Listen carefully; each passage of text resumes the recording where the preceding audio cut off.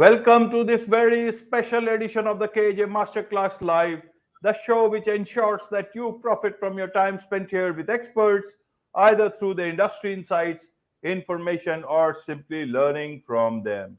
And today we have Joe Barnes. He's a self-help author and hypnotherapist and a coach. Welcome to the show, Joe.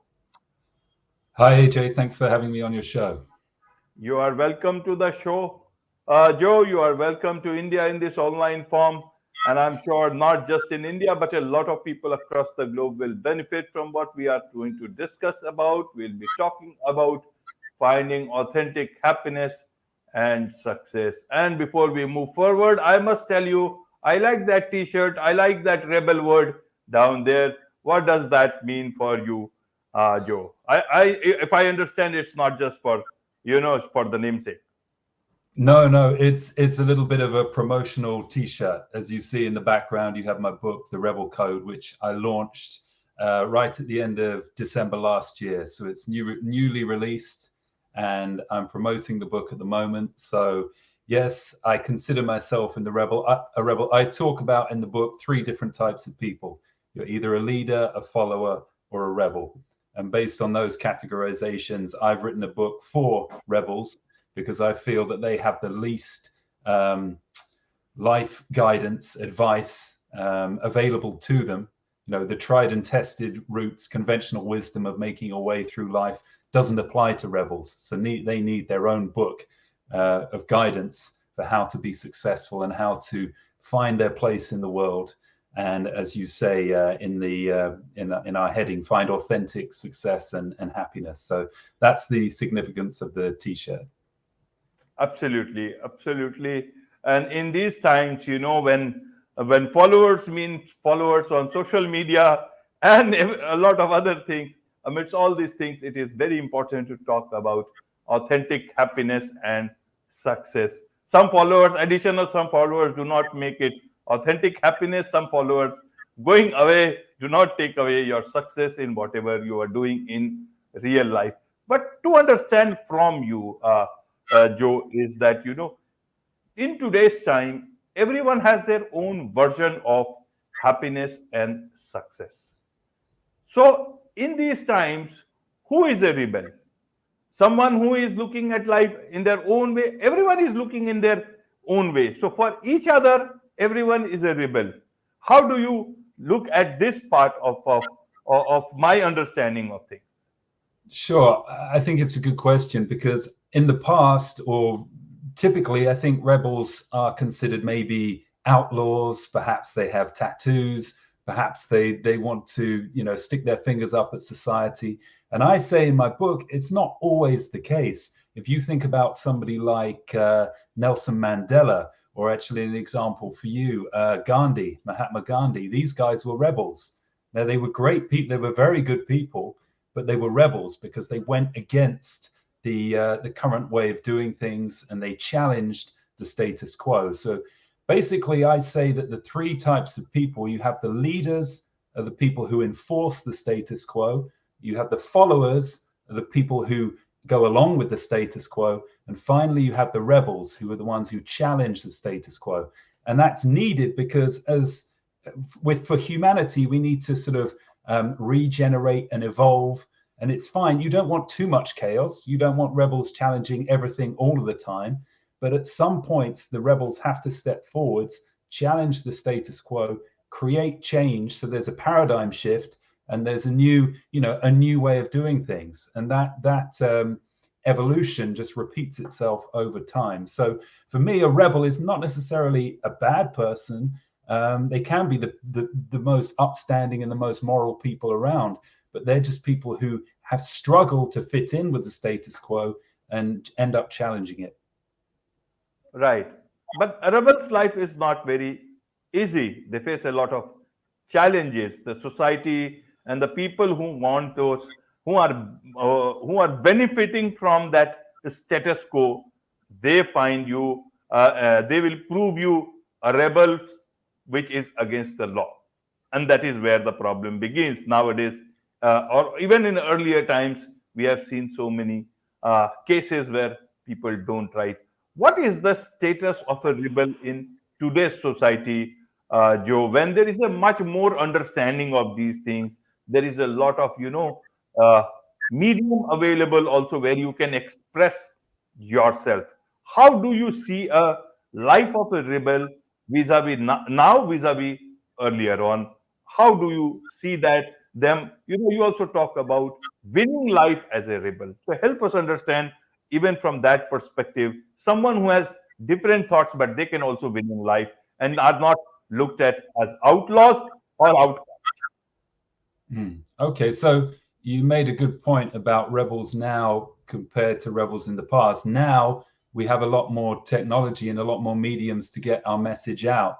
In the past, it was a lot easier to suppress a rebel's message, but now we're talking on YouTube. YouTube, okay, it does get censored a little bit, but it's still a way in which you can get your message out.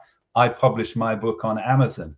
I have had a book deal in the past for one of my books, but this is a self-published book, and everybody has the opportunity to write a book and put their message out on Amazon or any other platform. So the opportunities for rebels to get their message out are now greater. There's far less suppression of the message, but at the same time, there are a lot more voices now. Everybody's vying for your attention. So it does become a little bit harder to make your voice heard above the crowd. Right. Now, you talk about the world needing more rebels. Why do you say so? I want to understand your view on this. Secondly,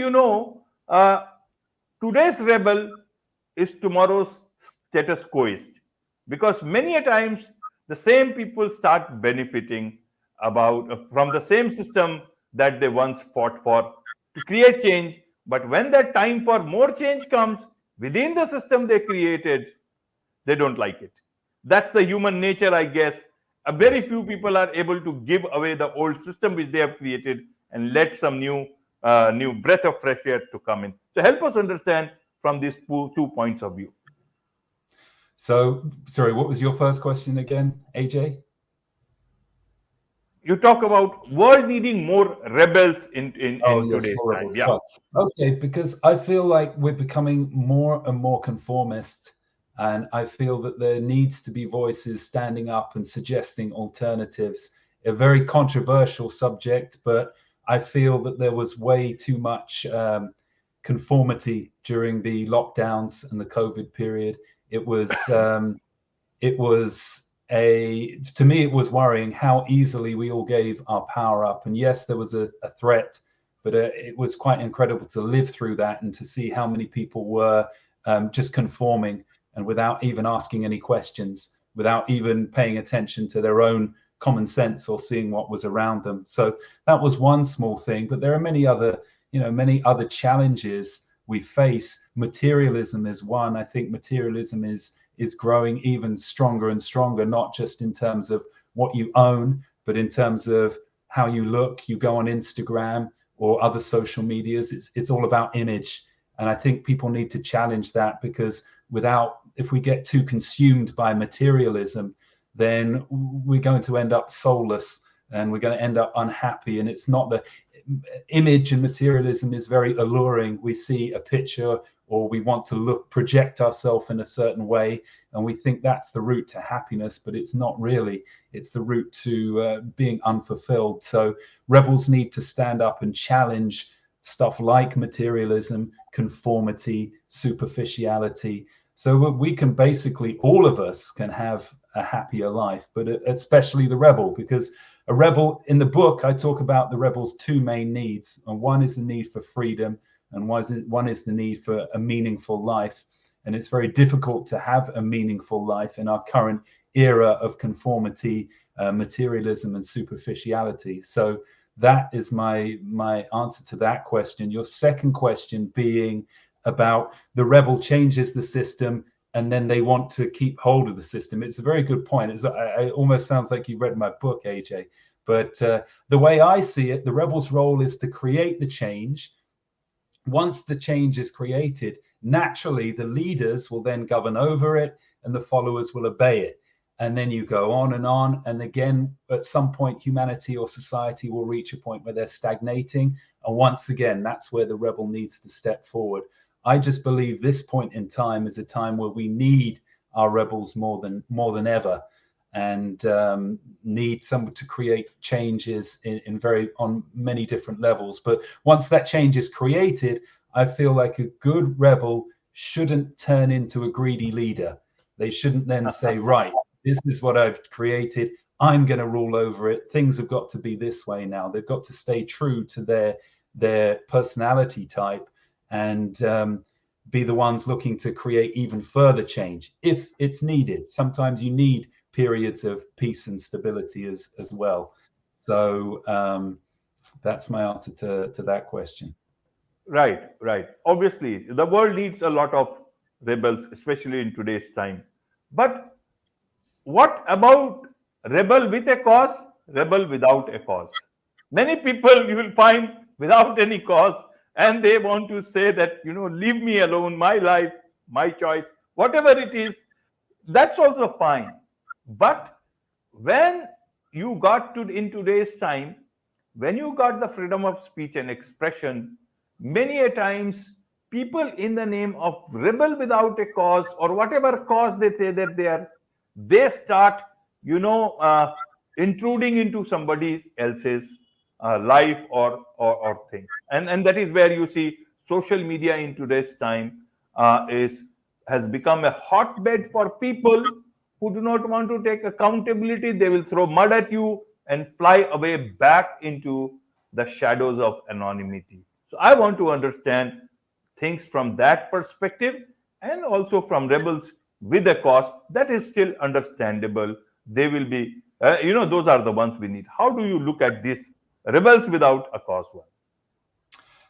I don't think you're a true rebel if you don't have a cause. To be a rebel, you have to have a cause. If you're just rebelling for the sake of rebelling, you're probably underneath it, or you're probably a bit of a follower. You're probably looking for attention.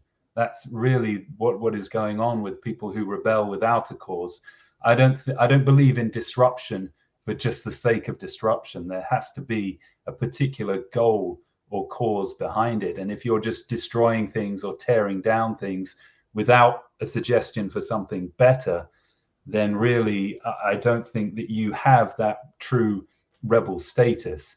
I see that more as attention-seeking behavior. So my answer is they're trying to project themselves as a rebel, but probably underneath it, they're actually a follower.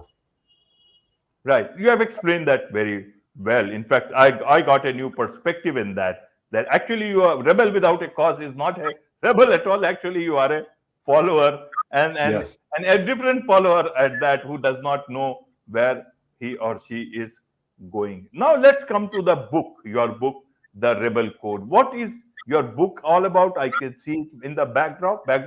So what is this book all about? What have you discussed in this book, and who is this book for? So, well, obviously it's for the rebels. The book, the subtitle of the book is 12 Steps to Find Your Place in the World and Win. So my whole idea is that if you are a rebel, sometimes you struggle to find your place in the world. You don't, where do I fit in is the question. I don't want to follow a conventional life, but there don't seem to be many alternative paths available to me. What do I do? So I basically seek to answer that question. Have you heard of Jordan Peterson's book, 12 Rules for Life? Yeah, a bit, but I don't know much about it. Sure. So I sought to write a book like that, but for rebels. So you have the 12 steps. You can't call it rules because rebels don't follow the rules, but you have the 12 steps, which is me guiding them through a process by which they can find their place in the world, find their true value, and share it with the world, and therefore create authentic and happy, authentic success and happiness. So I'll try and remember a few of the steps off the top of my own head. For example, step 1 is create your own world, but don't get lost in it. Step 2 is follow your heart when making major life decisions. Step 3 is discover your passion. Step 4, work on your own terms. Then step 5 and 6 are to do with trying to build financial freedom. And then I go on, there are a couple of steps warning people about certain traps that rebels can fall into. And then a few sort of philosophical steps.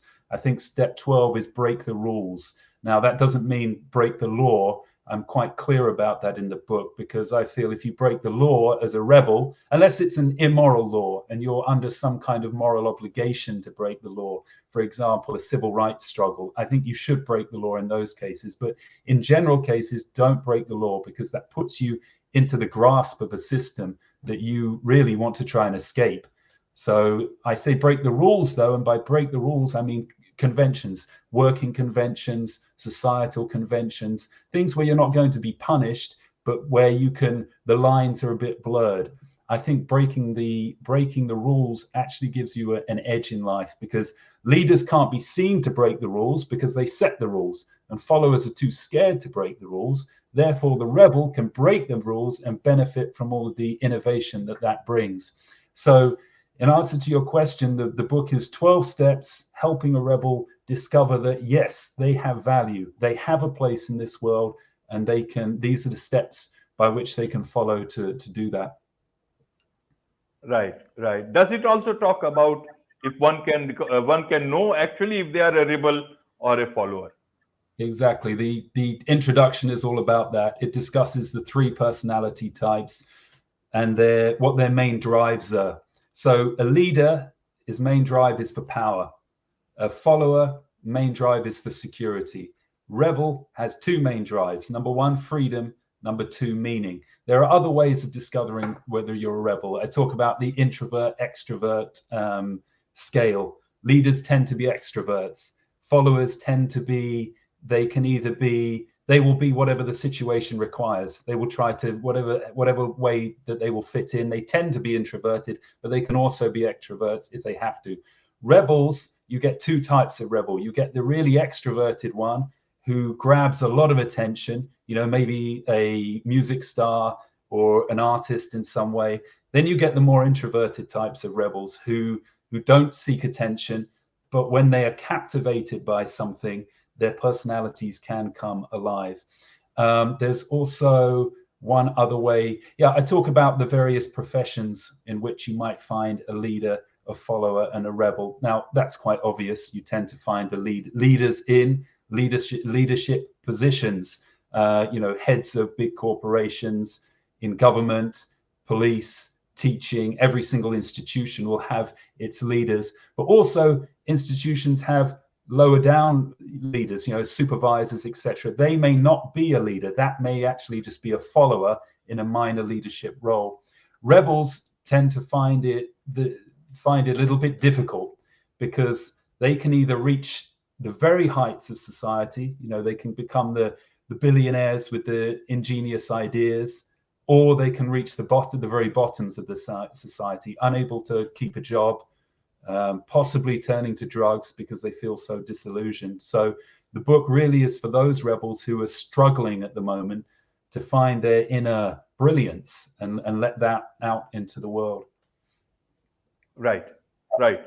So, Joe, in today's time, for a rebel, what is his biggest weapon or tool in the present times that he can rely upon to continue to be a rebel, find a meaning into his life, and continue to keep his freedom? The biggest tool, I think one of them is the one I already discussed, the ability rebels can have to break the rules. And by that, I also mean think outside the box, because they are not constrained by societal norms or working place norms. They can think differently, and that's how you create innovation. So I think that is one of the biggest strengths. Another strength that the rebel has, which if they can have the courage to do it, is the ability to follow their heart. Most leaders and followers do what makes sense. They apply logic to their decision making, and that works to some degree. It works within the society we live, but you're never going to create an amazing life just simply by following logic and doing what makes sense all the time. To live, to enjoy authentic success and happiness, you have to follow your heart. and the rebel's heart speaks to them a little louder than the leaders and followers.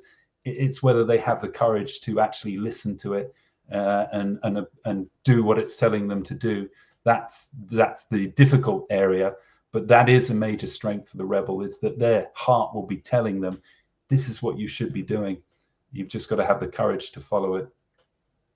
Absolutely, absolutely. There is much to learn, understand about this from you, Joe, and I'm sure a lot of people would be interested to know more about you, more about your book. What is the best way for them to connect with you? Okay, they could go to my website, which is www.escapethesystemnow.com. They could go to my Instagram, which is Escape the System 19. And obviously check out the book. It's on Amazon. Just search the Rebel Code. Maybe I can give you a link, AJ, and we can put it somewhere. Yes. But you can get it on Kindle, and you can get it obviously in paperback version as well. So those are the best places to get hold of me. Probably go to my website to discover more about my work. So that's escapethesystemnow.com. So please, yeah, anybody who wants to get in touch or learn more about what I'm doing, I'm very happy to hear from them. Great. With this, it's a wrap on this very special edition of the KAJ Masterclass Live. Thank you so much indeed for joining us. Thanks, AJ.